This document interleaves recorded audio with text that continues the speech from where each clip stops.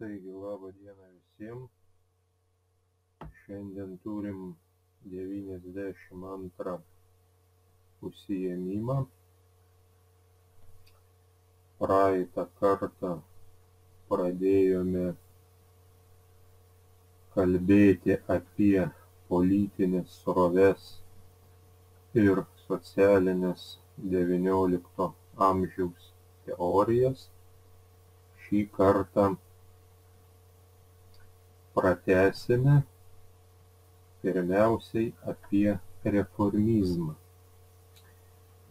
Taigi, susiformavusi socializmo politinė teorija suskylo į keletą srovių. Viena didžiausių Markso ir Engelso šalininkai, pasivadinę marksistais, buvo įsitikinę, kad socializmą įgyvendinti įmanoma tik revoliucijomis ir kitais ginkluotos kovos būdais. Populiaresnės nei marksistų tapo reformistinės idėjos, kitaip dar vadinamos revizionizmu.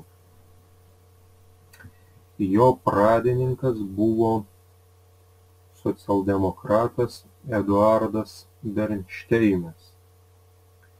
XIX amžiaus pabaigoje jis parašė nemažai straipsnių apie socializmo problemas.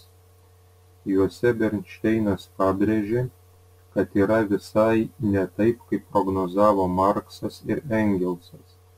Socialiniai santykiai, esant kapitalizmui, nepaaštrėjo tiek, kad kiltų revoliucija. Priešingai, pasiturinčių žmonių padaugėjo, išnaudojimas sumažėjo. Darbininkai, organizuotai kovodami, pasiekė nemažai laimėjimų. Bernšteino nuomone, socialistai neturėtų rengtis kovai, revoliucijoms, o susitelkti visuomenės auklėjimui, švietimui, aiškinti socializmo pranašumus, organizuoti, vienyti darbininkus ir pamažu reformuoti valstybę. Taigi Bernšteinas peržiūrėjo visas socializmo teorijas, numačiusias vien tik revoliucinės kovos kelią. Todėl ir ši socializmo srovė buvo pavadinta revizionizmu. Bet paties socializmo Bernšteinas ir jo šalininkai neatsisakė. Jų nuomonė, kapitalizmas yra atgyvenusi santvarka ir anksčiau ar vėliau ją pakeis socializmas, kuris bus pasiektas reformomis, demokratizuojant valstybę. Revizionistų srovė XIX amžiaus pabaigoje, XX amžiaus pradžioje pamažu stiprėjo ir įsivyravo vakarų Europos partijos. Bernšteino idėjas toliau išplėtojo Karlas Kautskas. Jis teigė, kad kapitalizmas jau praeities santvarka ir jį greitai pakeis socializmas. Apie anarchizmą. Pramonės revoliucijos metu, labai paaštrėjus socialiniams santykiams, be socialistinių idėjų susiformavo dar viena teorija, tai yra anarchizmas. Pirmasis politinis straipsnis, kuriame buvo išdėstytos anarchistinės idėjos, buvo parašytas 1793 metais Anglijoje. Jo autorius, finansų ministerijos tarnautojas, buvęs dvasininkas Viljamas Godvinas. Jis buvo įsitikinęs, kad didžiausia žmonijos nelaisvė netolygus turto pasiskirstymas. Išeitis tėra viena, visiems žmonėms turtas turi būti padalytas po lygiai ir jie visi turi gyventi laisvėje, nevaržomi valstybės, kuri prieštarauja laisvai žmogaus prigimčiai.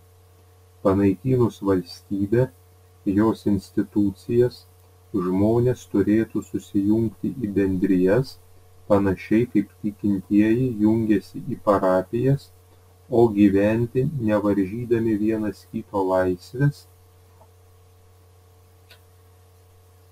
o jų veiksmus turėtų riboti tik moralinės normos.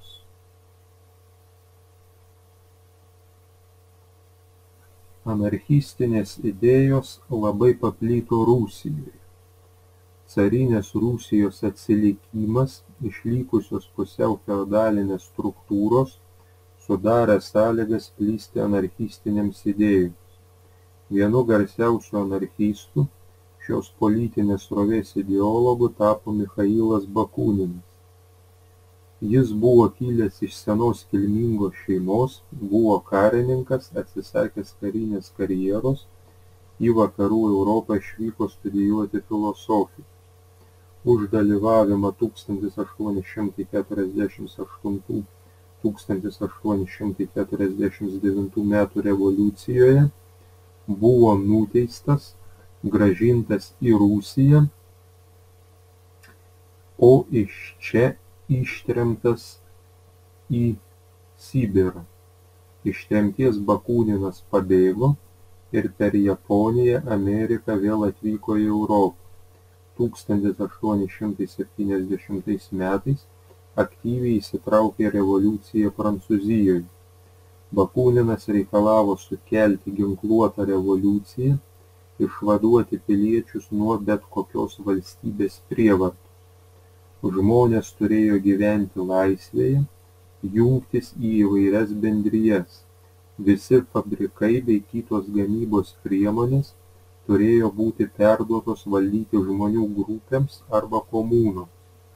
Bakuninas kritikavo marksistus, teigdamas, kad suvalstybinus nuosavybę žmogaus laisvė bus dar labiau apribota, nes valstybė vis labiau stiprės ir įsigalės.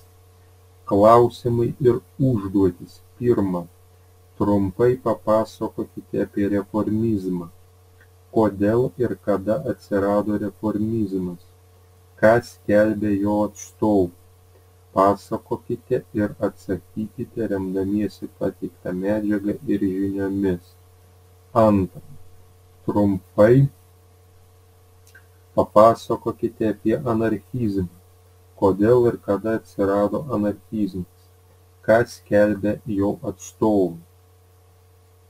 Pasakokite ir atsakykite remdamiesi pateiktą medžiagą ir žiniomis.